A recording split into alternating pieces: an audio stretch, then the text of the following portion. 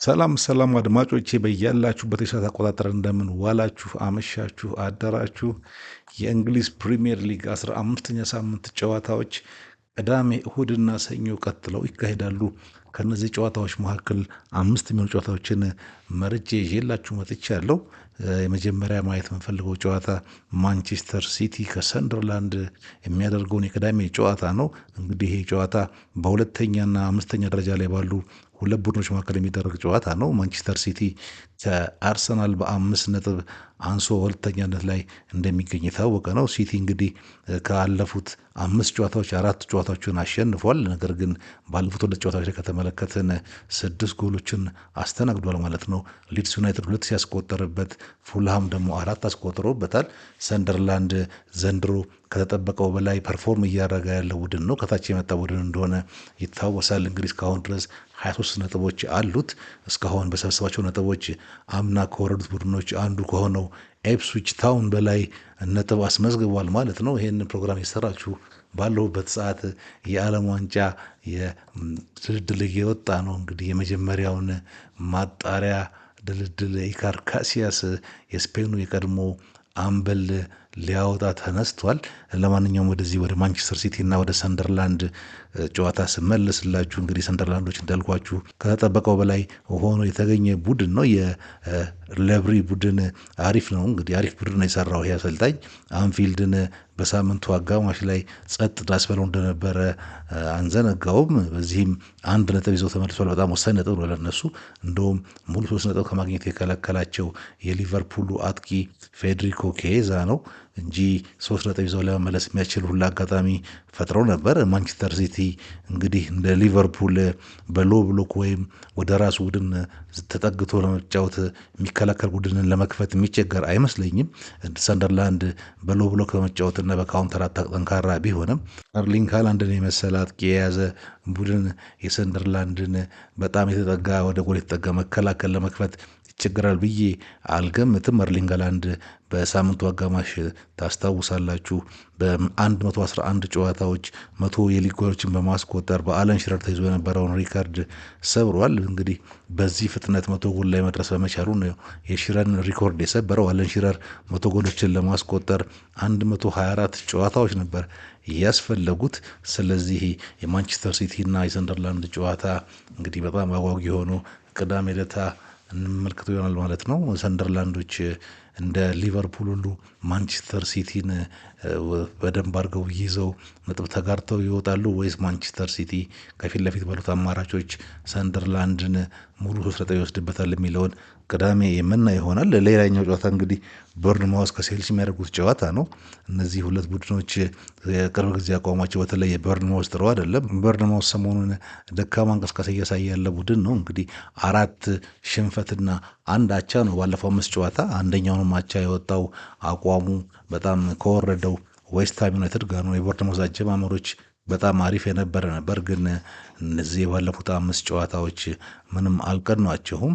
ቼልሲም እንደዚሁ ሰሞኑ እንደምናስተውለው አቋሙ በጣም የሚዋዥቅና የማይታወቅ አቋም ያለው ቡድን ነው። ባርሴሎናን 3-0 አሸነፈ እና አርሰናል ጋር ደግሞ 1 አቻ ተለያየ። ያውም ጎዶሎሶ ብለን ስናደንቀው ወደ ኤለር ሮድ ሄዶ በሊድስ ዩናይትድ 3-1 ተሸንፎ የመጣ ቡድን ነው። እንግዲህ ሊድስ ዩናይትድ 4 ጨዋታ በተከታታይ የተሸነፈ ቡድን እና ላለመውረድ የሚጫወት የነበረ ቡድን ነው። 18ኛ ላይ በነበረ ቡድን ነው ቼልሲ የተሸነፈውና ቼልሲ ወጣቶቹ ልጆች አደጉ ሲባል ወይም ደግሞ ልምድ አገኙ ሲባል እንደገና ወደ ኋላ የተመለሱ እንደዚህ አይነት የውጤትና የአቋም መዋዠቅ እያሳዩ ነው። ለማንኛውም በቫይታሊቲ ስቴዲየም ላይ ደካማው ሰሞኑን ማለት ነው ባደረገው እንቅስቃሴ ደካማውን ቦርንማውዝ እና አቋሙ የሚዋዥቀው ቼልሲ የሚያደርጉትን ጨዋታ ቅዳሜ ዕለት የምናየው ይሆናል። እንግዲህ እንደዚህ እጥር ምጥን ያሉ ትኩስ የስፖርት ዘገባዎችን ለማዳመጥ ካምቦሎጆ ስፖርትን ሰብስክራይብ፣ ፕሮግራሞቹን ደግሞ ላይክ እና ሼር ማድረግ አትርሱ እያልኩኝ ወደ ሳምንቱ ትልቅ ጨዋታ ሳልፍ በሳምንቱ የሚጠበቀው ትልቁ ጨዋታ አስቶን ቪላ ከአርሰናል በቪላ ፓርክ የሚያደርጉት ጨዋታ ነው። 3ኛ ከ1ኛ ማለት ነው። እንግዲህ አስቶን ቪላ በ6 ነጥብ ከአርሰናል አንሶ 3ኛ ደረጃ ላይ የተቀመጠ ቡድን ነው። አስቶን ቪላ ካለፉት 9 ተከታታይ የፕሪሚየር ሊግ ጨዋታዎቹ 8ቱን አሸንፏል። አንድ ጨዋታ የተሸነፈው አንፊልድ ላይ በሊቨርፑል ነው፣ አቋሙ በሚዋዥቀው ሊቨርፑል። ኦሊ ዋትኪንስ አጥቂያቸው ደግሞ ሰሞኑን ጥሩ ብቃት ላይ ነው የሚገኘው። 2 ጨዋታዎችን በቀደሙ ብራይተን ጨዋታዎች ላይ አስቆጥሯል። ይሄ ልጅ በአጠቃላይ ከአርሰናል ጋር ባደረጋቸው 11 ጨዋታዎች 6 ጎሎች አሉት። አርሰናል ደግሞ ከዘንድሮ የእንግሊዝ ፕሪሚየር ሊግ ላይ ከሜዳ ውጪ ምርጡ ቡድን ነው። በሜዳቸው ምርጥ ናቸው፣ ግን ከሜዳ ውጪ እንደ አርሰናል ብዙ ነጥብ የሰበሰበ ቡድን የለም። እንግዲህ አሰልጣኙ ሚካኤል አርቴታ ሰሞኑን በአርሰናል ቆይታው 6 ዓመት ይሆነዋል። ትናንትና ከስካይ ስፖርት ጋር ባደረገው ኢንተርቪው ላይ መጀመሪያ ደውሎ ያናገረኝ እንግዲህ የቀድሞ የአርሰናል ስፖርቲንግ ዳይሬክተር የነበረው ኤዱ ነው ብሏል። ለ1 ሰዓት ከ30 ደቂቃ አካባቢ አውርተናል ነው የሚለው ሚካኤል አርቴታ።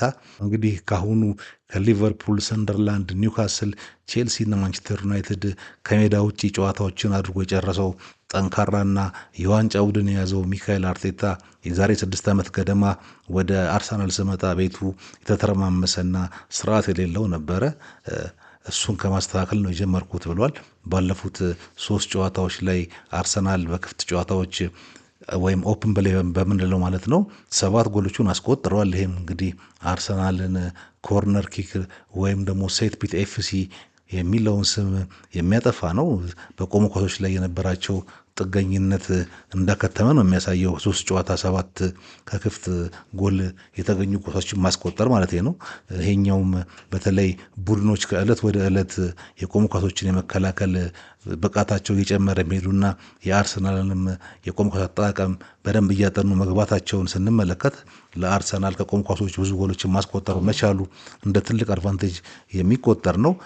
ታስታውሱ እንደሆነ በባለፈው ሳምንት ጨዋታ ከቼልሲ ጋር ባደረጉት ጨዋታ አንድ እንቅስቃሴ ላይ አርሰናሎች የማዕዘን ምት ሊመቱ ሲሉ የቼልሲው አሰልጣኝ ኤንዞ ማሬስካ በዛ አዲስ ሲስተም አምጥቷል። ከዚህ በፊትም አይተነው ነበር። የእጅሩ ወራ ሲወረወር 3 ተጫዋቾችን ወደ መሀል ሜዳ አጋማሽ ወስዶ የአርሰናል ተጫዋቾች ወይም ተከላካዮች ወደዛ እንዲሳቡ አድርገዋል። ስለዚህ የፔናልቲ ቦክስ ውስጥ ያለው ግርግር እንዲቀንስና የማዕዘን ምት ውጤታማ እንዳይሆን ማድረግ ችሎ ነበር። ስለዚህ ቡድኖች የቆሙ ኳሶች አጠቃቀሞችን ወይም የቆሙ ኳሶችን እንዴት መከላከል እንደሚችሉ ከዕለት ወደ ዕለት አዳዲስ ዘዴዎችን እየፈጠረው መሆኑ የአርሰናል ይሄ የክፍት ጨዋታ ጎሎች በጣም ጠቃሚዎች ናቸው። ሚካኤል አርቴታ ጨምሮ ሲናገር እንግዲህ ስለ ጉዳት ማለት ነው ራይስ አይኖርም። ዛሬ ቀለል ያለ ትሬኒንግ ቢሰራም አይሰለፍም።